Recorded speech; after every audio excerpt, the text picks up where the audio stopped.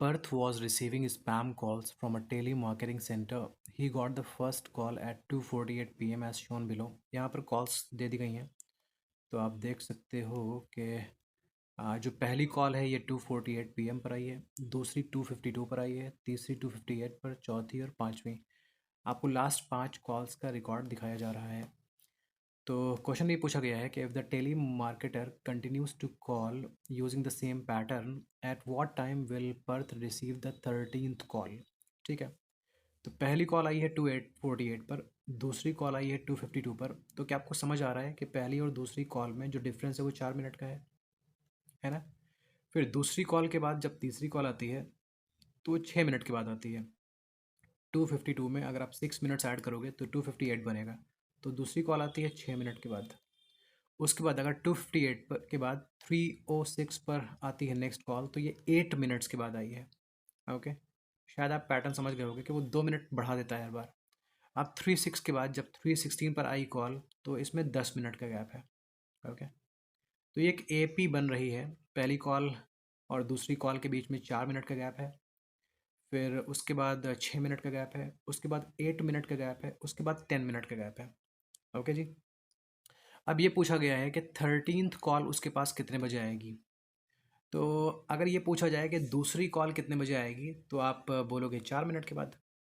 अगर ये पूछा जाए तीसरी कॉल कितने बजे आएगी, तो आप 4 और 6 को 10, मतलब 4 और 6 मतलब 10 को ऐड कर दोगे इस 2:48 में, राइट। ओके, अगर आपको ना मालूम होता कि तीसरी कॉल कितने बजे आएगी और आपके पास ये रिकॉर्ड होता, तो आप क्या करते हैं, आप 4 और 6 का सम मतलब 10 ऐड कर देते हैं यहाँ पर। ओके, आई होप ये क्लियर है। तो 2:48 में 10 ऐड करने से 2:58 मिल जाता है। ऐसे ही अगर आपसे ये पूछा जाता है कि फोर्थ कॉल कब आएगी, तो आप क्या करोगे, 4 और 6 और 8 इन तीनों को ऐड कर दोगे फर्स्ट कॉल में। तो 4 + 6 10, 10 + 8 18। आप 2:48 में 18 ऐड कर दो। ओके, तो 2:48 में 18 ऐड करोगे तो कितना मिलेगा। जब 2:48 में 12 ऐड होता है तो 3 PM हो जाता है।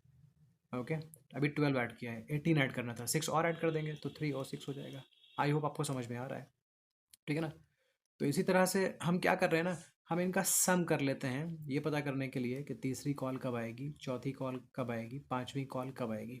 ओके, और आपने ये भी देखा है कि जब मुझे ये पता करना है कि तीसरी कॉल कब आएगी, तो मैं फर्स्ट 2 का सम करता हूँ, और जब मुझे ये देखना है कि चौथी कॉल कब आएगी, तो मैं फर्स्ट 3 का सम करता हूँ, मतलब एक कम रखता हूँ।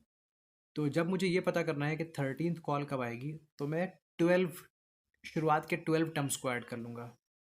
आई होप ये क्लियर है। ओके, तो बस हमें सम फाइंड करना है फर्स्ट 12 टर्म्स का। सम फाइंड करने के लिए फॉर्मूला क्या होता है, ये होता है n/2 into 2a plus n-1 and d। तो n का मतलब है number of terms, number of terms हमने 12 लिए हैं तो 12/2 कर देंगे। देन 2a का मतलब है फर्स्ट टर्म, यहाँ फर्स्ट टर्म देख लो 4 है। ओके, तो 4 लिख दो आप, प्लस n-1 मतलब यहाँ 12-1, 12-1 होता है 11 इंटू डी मतलब डिफरेंस, डिफरेंस कितना है 4 और 6 और 8, इनमें डिफरेंस 2 का चल रहा है। ओके, तो डिफरेंस है 2। चलो जी इसके आगे बढ़ते हैं।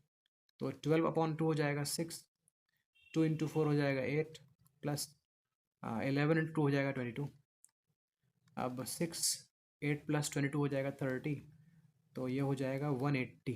180 मिनट्स के बाद अगली कॉल आएगी। 180 मिनट्स का मतलब 3 आवर्स भी तो होता है, 3 घंटे।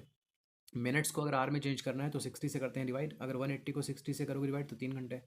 मतलब जो अब 13th कॉल आएगी वो पहली कॉल से 3 घंटे के बाद आएगी। तो पहली कॉल कितने बजे आई थी, 2:48 पर। तो 13th कॉल कब आएगी, 2:48, 3:48, 4:48, 5:48। तो 5:48 PM पर नेक्स्ट कॉल मतलब 13th कॉल आएगी। आई होप आपको समझ आ गया है।